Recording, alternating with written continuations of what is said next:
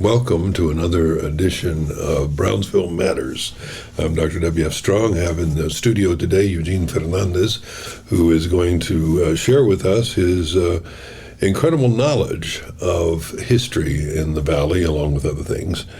First, Eugene, I'd like to ask you about your work with KVEO. How did you get into teaching history through impersonation? It was a very interesting introduction from them because I was with the museum complex at the time in the area, and I was somewhat known for my historical acumen. Mm-hmm. And then a reporter reached out to me and asked me, and I remember the first interview I did with him, because I was with him for a 3-year period. The first interview that I was asked to do was concerning a very interesting lost point in the Valley history.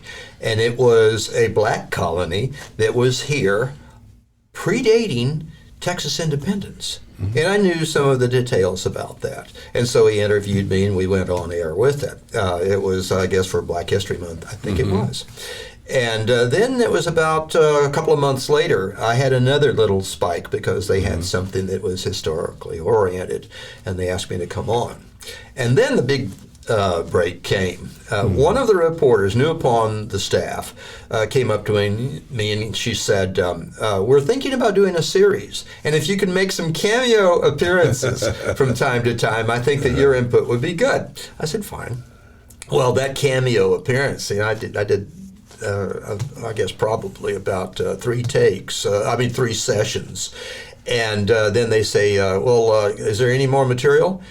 And I thought in my mind, I said, 6 or 8 subject matters dealing with South Texas history. And so then it turned into, actually at the end, 180 sessions. Wow. Right.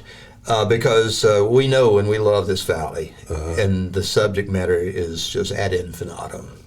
So that's how it all started. So how many different characters, so to speak, did you play? And where did you get the costumes?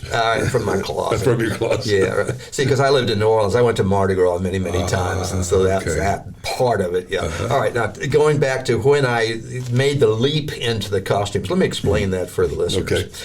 Okay. On the grand majority, especially of the last 3/4 of my sessions, I did it in costume, on air, on TV. And if there were subject matter such as Jean Lafitte, well, then I had a full-blown pirate's outfit with the sword and with the tri-cornered hat and the whole thing. And then if they said, let's do the Oblate Fathers, well, I had my seamstress make a monk, and it was a Benedictine-style monk. Of course, it wasn't the Oblate Fathers, but nonetheless, a little fine point in history. And I had that going. I went to one of my teachers in St. Joe, and he was a Marist Brothers, and I said, do you have the cord that goes around poverty, chastity, and obedience, and the pectoral cross? He says, yes. And so I got that. And then you can't do a story about a monk without having a burro, right? So I had a friend of mine that had the burro and all that. So that's part of it. The first time I made that leap, we showed up at a subject, and that was a chapel at Old Mercy Hospital. And I started thinking the night before, and you got to watch out for me when I get the twinkle in my eye. And so I said, hey, if we're doing a chapel, why don't I dress up like a priest? And so I got out of the car on that given morning, and the reporter looked at me, and I thought that she was going to go home, but she says, nice. And we did the set. So then I gradually worked it on into my my whole repertoire. 180 times? Wow, that's quite a body of work. Well, it is, and it's lived for posterity, because what happened after the 75th episode is that I talked to the channel, and they said, and I asked them, because I've always found a UT system very dear to me, and I said, can we take these video clips, put them on a flash drive, and then submit them to special collections for UTRGV library? And he said, sure, let's do it. So we did that. So now that's resident there. As of yesterday, because I had a period of illness, and so I was out of the scene for a while. As of yesterday, I spoke to the station, and see, we've got another 80 or 90 episodes. And so we're going to do that on a flash drive and put that into, because what it does actually for, especially for research students, masters, you name it, they can sit down and binge watch these film clips, and you can really see the whole spectrum of Rio Grande Valley history. Sure. So that's what it'll live on as. And it animates the history for people, and that's very much so. That's such an incredible help. And a thing that was in the back of my mind in all of this, of course, is a concentration on the little ones. Because if you come up to a child in a pirate's outfit and you tell the story, you got a drop jaw on that child, and how are they not going to believe a monk if he's standing in front of you incarnate? Yeah. See, so that's that part of it. It reminds me of when I was a freshman in college.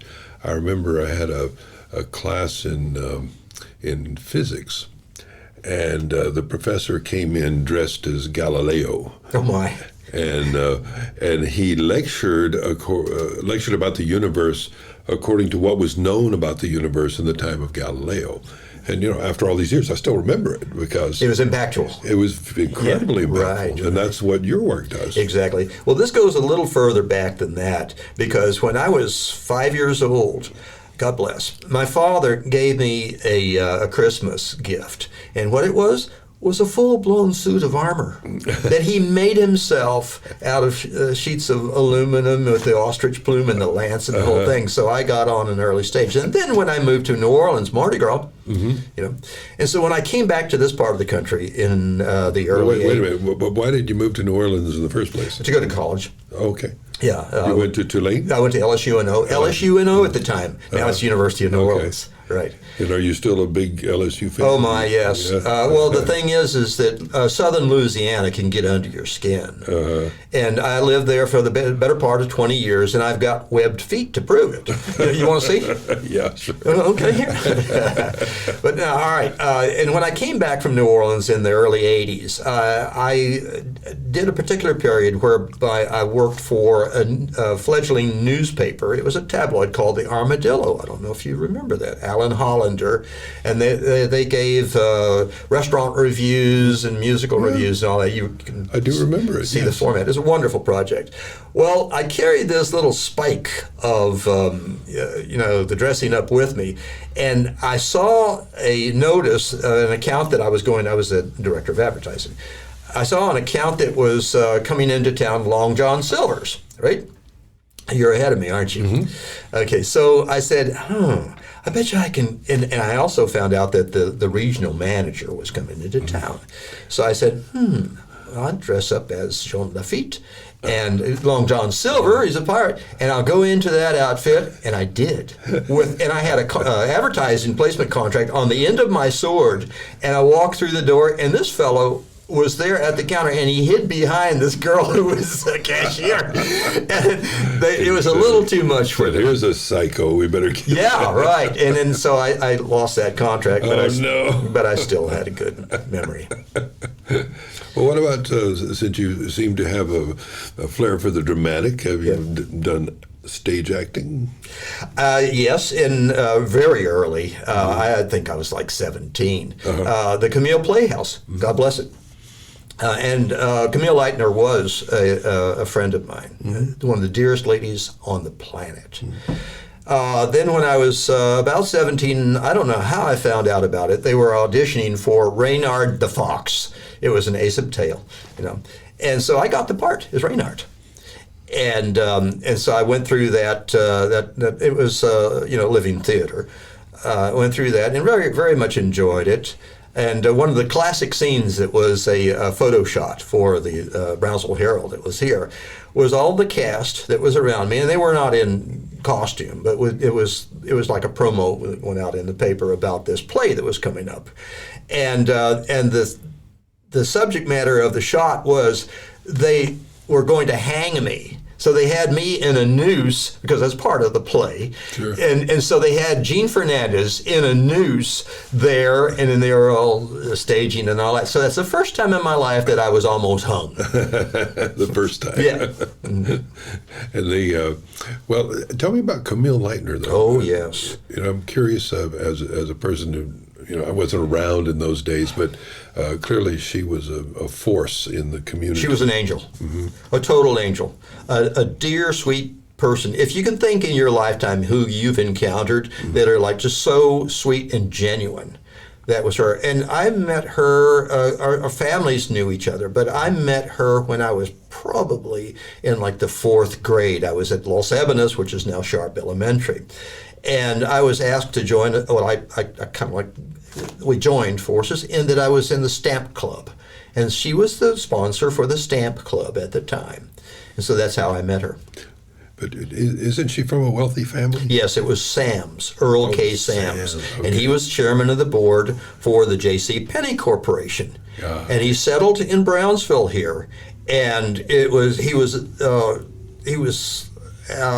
gave contributions to the arts and to the community. You have the Gladys Porter Zoo. You have the Sam Stadium. You have the memorial pool there at the park, and it just goes on and on and on and on. So but why did he settle here? He could have been anywhere. What brought him here? I'm not quite sure of the background on that, but I think it was for health reasons, as a lot of people do out of Chicago coming into here and all of that. And so, but when he did, he literally fell in love with the valley, which is not hard to do. Yeah, he fully committed, so to Yes, speak. and his 2 daughters were the ones that carried on the legacy. There's Gladys, and of course Camille. Gladys married Dean Porter, and then Larry Leitner, of course, was on Camille's side. And then they resided here. The 2 of them. Well, Camille died unfortunately early. I think she died in about the earlier to mid 60s, and then that was Camille. And then Gladys remained. And then the interesting story about the founding of the zoo was that she was given the task from her father, and this is after his death, to do something that's a legacy project for Brownsville. And so she was thinking, and she was thinking, and she was thinking, this is the big nut. I want to do something substantial. We've already given the stadium. Now, what am I going to do? So they went off to Africa, and she went on, say, a photographic safari there. And that was it. The light bulb came off in her head, and she said, I'm going to do a zoo. But not only a zoo, but I'm going to concentrate on the vanishing species. So you see there, so it has a purpose. And so she came back to Brownsville, and she did that zoo. And it is one of the best breeding zoos. Yes, it is. It's on the map worldwide. On that, and it's just like, it's a wonderful institution, and it's all because of, like I said, it trickled down from Earl K. Sams, and of course their generosity with the daughters. And a lot of modern Brownsville doesn't know that story. Yeah, right. Well, yeah, as a matter of fact, I grew up in a neighborhood that was adjacent to where the zoo is now. It's called Central Park. And back in those days, we're talking about the 50s, the late 50s in that realm.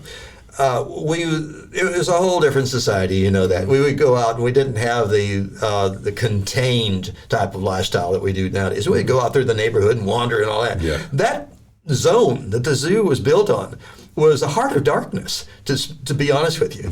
There was a barrio there. It was really wicked terrain. It was on the bank of town Resaca and all of that, and it was, I remember the little winding dirt streets and mangy dogs and all of that. And it was built upon a bluff. And right where the main office, the entrance is, that was a bluff. And then boom, whammo, it goes down into a bog. The whole thing was part of the Resaca area. And then, of course, in, I guess it was probably 69, because the zoo opened in 71. And my wife was one of the first people hired in the ticket booth there at the inauguration of 71. So yeah, we saw the whole transition where the foundation bought out that land that was there, and they built that beautiful zoo. Were there homes in there? Yeah, there was little shanties that were there. It was, like I say, it was very crusty back in there. And I remember I was very nosy as a child. I think it carried on.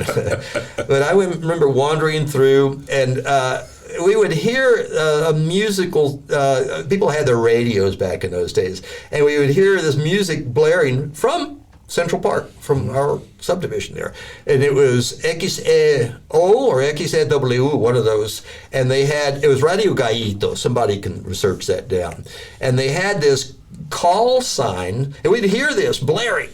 And it was, there was this a rooster that would crow, and it would be, and then bam, bam, bam, 3 pistol shots, and you would hear, oh, like they killed a rooster. And it was classic back in those days. And so we would hear that, and the radio would have this wonderful accordion, conjunto, the early days of conjunto music. We would hear that blaring over, and we'd had to call the police from time to time, the people that didn't have a sense of humor, to tell them, go turn your radio down, and all that. So yeah, it was quite an area there.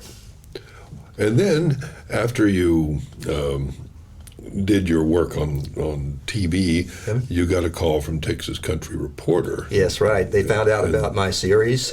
They found it interesting, and they said, this is unique. This is a storyline that would be good for the, because I actually heard a murmur about there maybe being 2 people in the nation that did a spot from time to time on electronic media that dealt with that theme type of thing, if there were 2.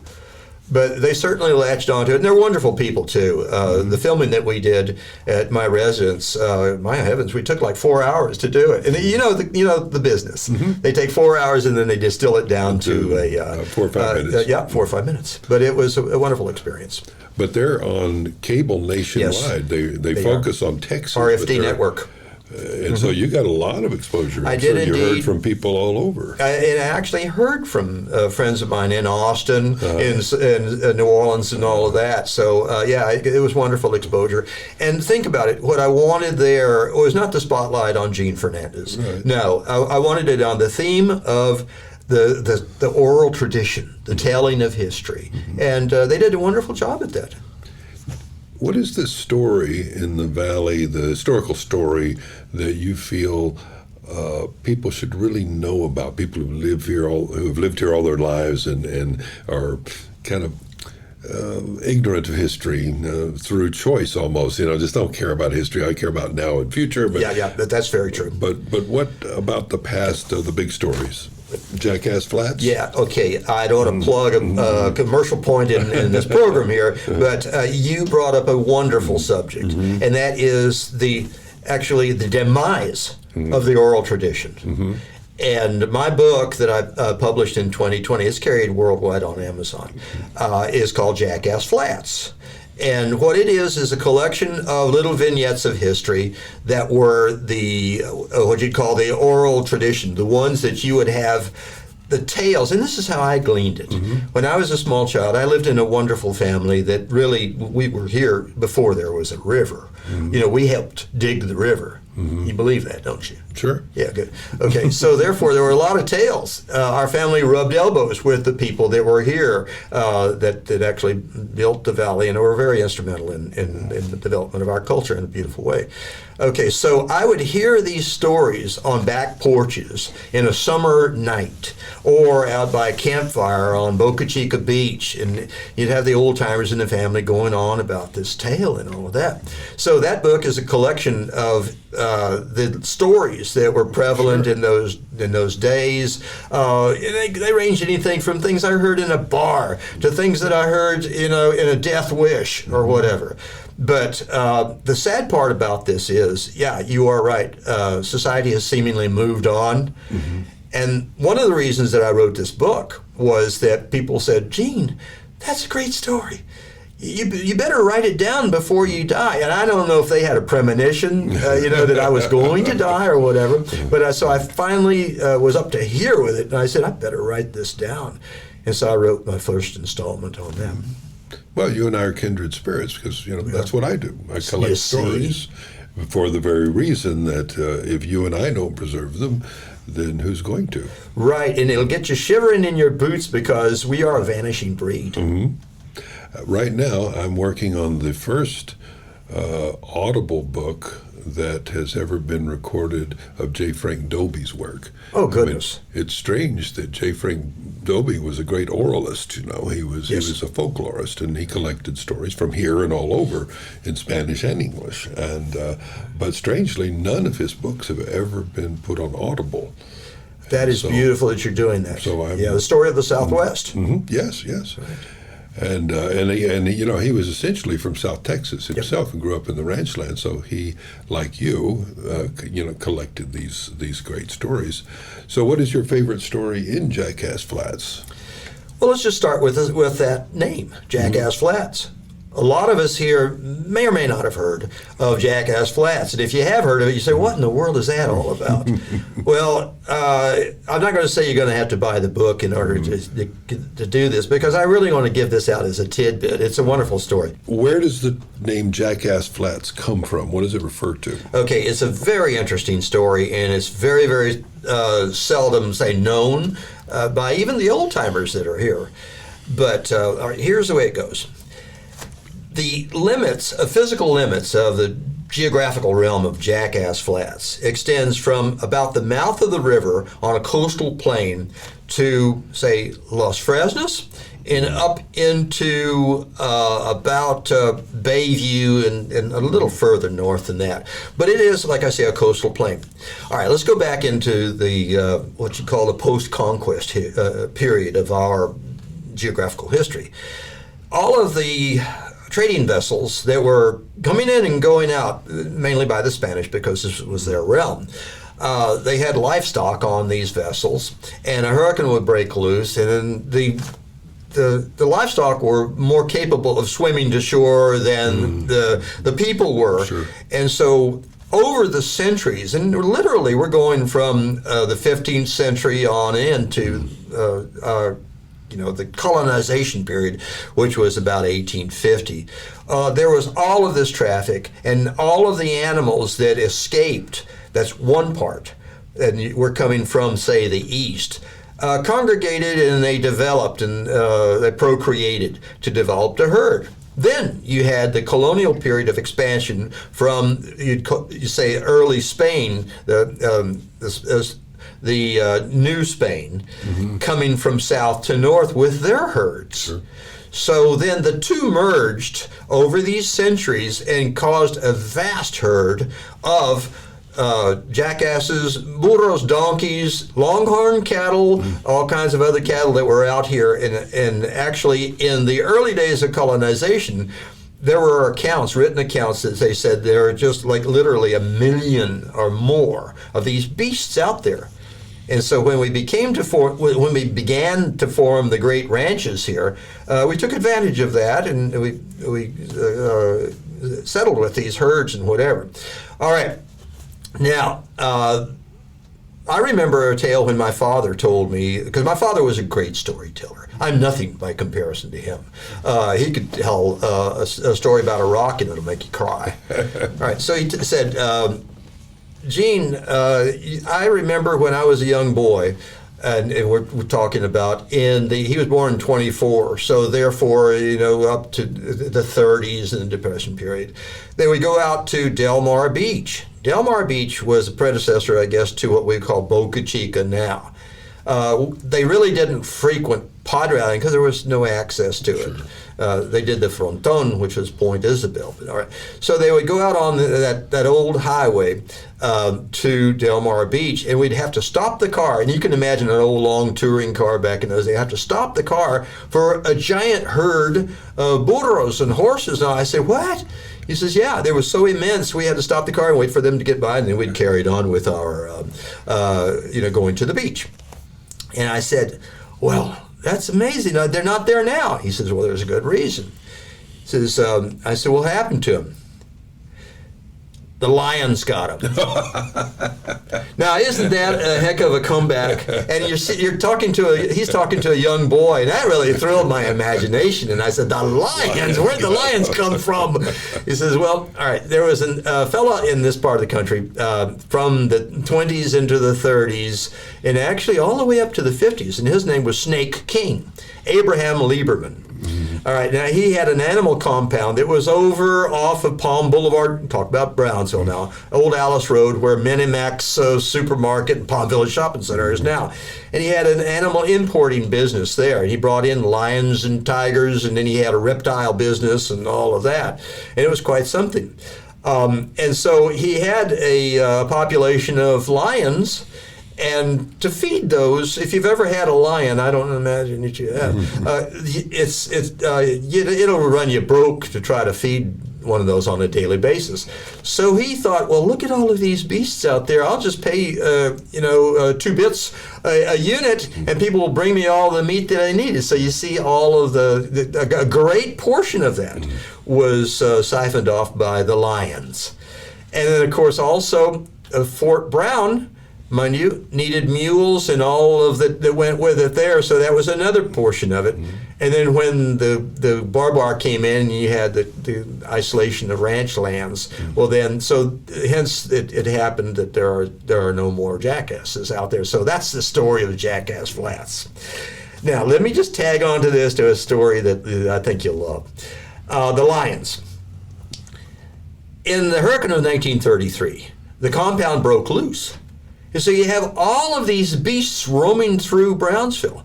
And you imagine lions, the true story, lions and all kinds of other creatures that would come out of a zoo, reptiles and you name it. And my father again told me, he says, after the storm went over in the eye, we went out in the backyard. You talk about 1933.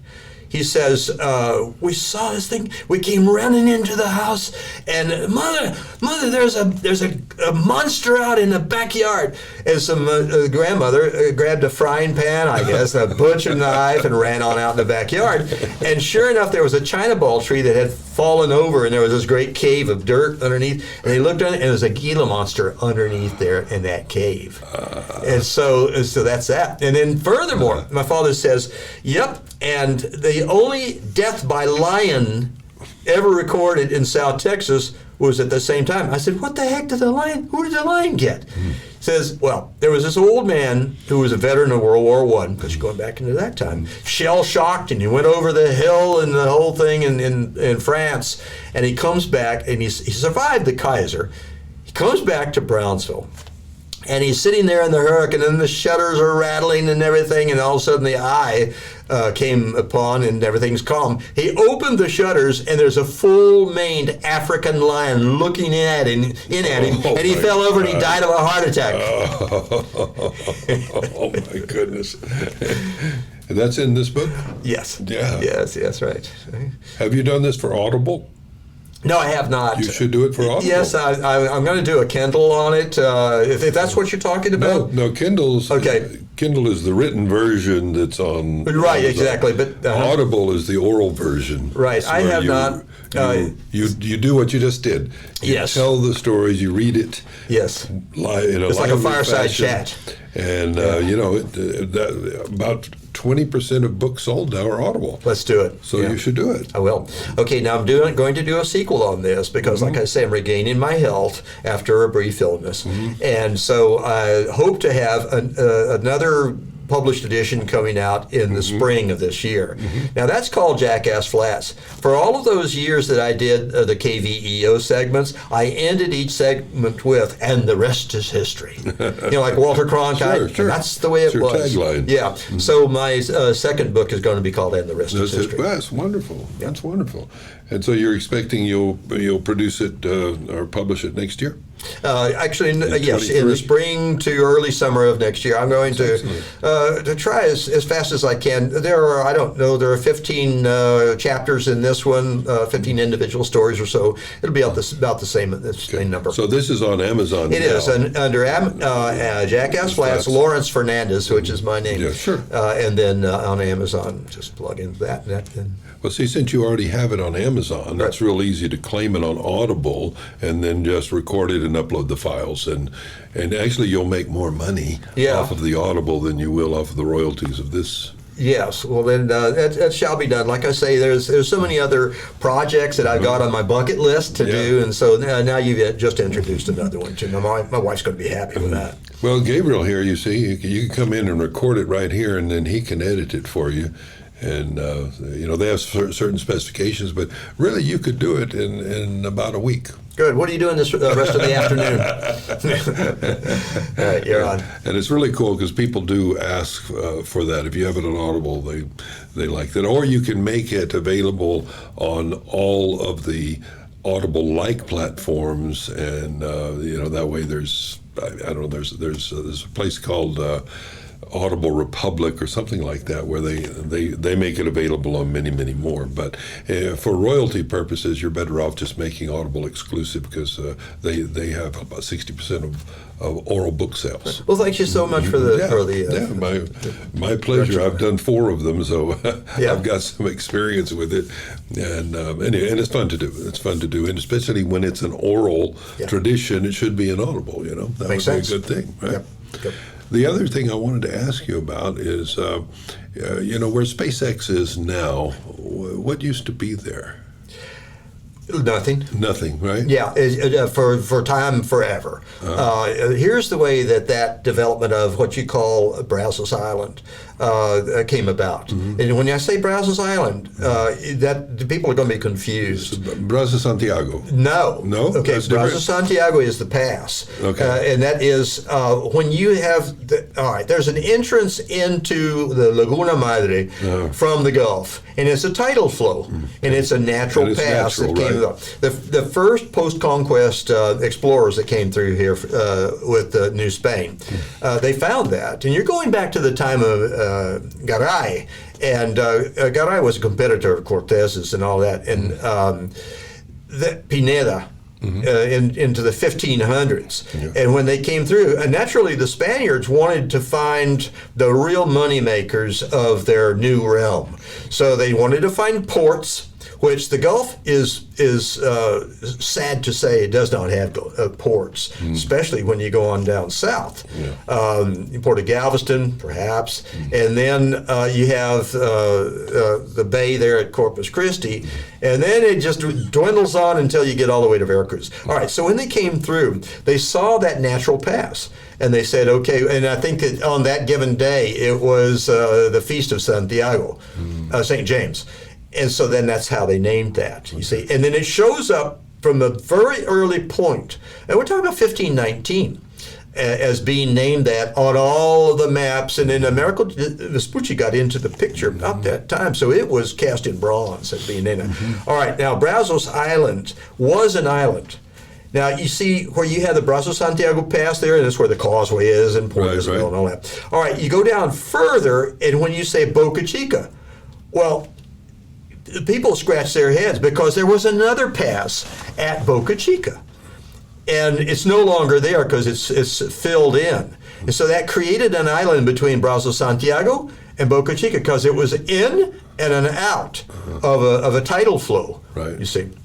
So that's how those names came upon us there. All right, getting back to your question. But were those filled in naturally? Or All right, well, it's somewhat. Of course, the Brazos Santiago was huge, and so that's not ever going to be filled in, even if we tried.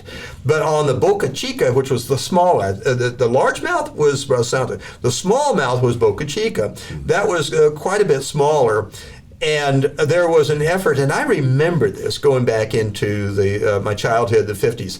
There were picket fences, wooden picket fences that were strung up along that route there in order to trap sand and to build a barrier, because it was inconvenient or whatever to try to go up Boca Chica Beach. And then you had a tidal wash that was there, and you couldn't cross over it. And so there was a conscientious effort in order to fill that in, and now it's indistinguishable. Yeah, you wouldn't even know there's a pass there. Now, back in the 20s, the late 20s, Colonel Sam Robertson came into the picture, and he developed Del Mar Beach. On that pass, on that smaller pass, he built a small causeway, and he would charge 2 bits for every car going over to his development, which was Del Mar Beach resort area. So that's all right. So then going back from that, where the highway came in, historically that highway was there as a trail. There were several coastal trails that came through. The old Indian Trail, which went up, and then it went off into San Patricio. And then you had Point Isabel going across. And then you had the Boca Chica Trail, and then you had the Boca del Rio Trail. And these were trails. And then when you got up into the 20s, then you had Oscar Cromwell Dancy, Judge Dancy coming into the picture. And he was Oscar Concrete Dancy. He built the concrete highways. So he built a highway, Highway 4, that went out to Boca Chica Beach, and that's the same route that we have nowadays. So all of that stretch, and I remember when I was a child, there was nothing. There were no shanties, buildings of any kind. There was a couple little fishing camps at the Brazo Santiago, up at the jetties, they say, but nothing else that was there. So it's amazing that out of all the whole world that Elon Musk says, here's where I want to go to Mars from. Yep. Yeah, it is. Logistically, he's done his homework, I'm sure. Yeah. Let me step back a bit and correct something that I said in being that there was nothing. Okay. There was Clarksville at the mouth, you see. The mouth of the river, which is, I think it's 7 or 8 miles from where Highway 4 juts in. Clarksville, and then Baghdad on the other side. Of course, we all know the wonderful history of that. And Clarksville was annihilated in the hurricane of 1867 and never really built back. I think they had a customs station out there. So that was the only other construction that they had. And Colonel Robertson's Del Mar was the first resort, so to speak, out there, and they got destroyed by a hurricane. Yes, it and was. And then he rebuilt it. Twice. Yeah, right. And it was a very ambitious project. I remember my uncle, my father was born in 24, my uncle was born in 22. He was a towel boy, because he was a child, for Colonel Sam. Del Mar, really? Yeah, at the beach house. And they knew Colonel Sam. Yeah. He says he was a dear fellow. He was a very mild-mannered, contrary to what you would think, that this rough and ready guy, Colonel Sam Robertson, the founder of San Benito. Yeah, he's one of those characters of the valley that people don't know, but he Larger was a than phenomenal man. Yep. You know, he had Frank Redd, Colonel Sam, these were very much larger than life. John Klausner, you know, you've got a category of people there that are just, you put them, if you gathered the real wildcatters, I say, for the lower Rio Grande Valley together, and you put them on an island, you brought them back to life and put them on an island, that would be a world-class community in 5 years. They had the creativity to do that. That's a beautiful way to put it. Well, I'll tell you, it's wonderful to talk to you. You're just a fountain of knowledge about all sorts of things, and I'm already a person well informed. So you know, you're teaching me. I appreciate that. Well, we're twins from separate mothers. That's right. Thanks for coming in. You're very welcome. Thank Thank you so much. It's been a pleasure.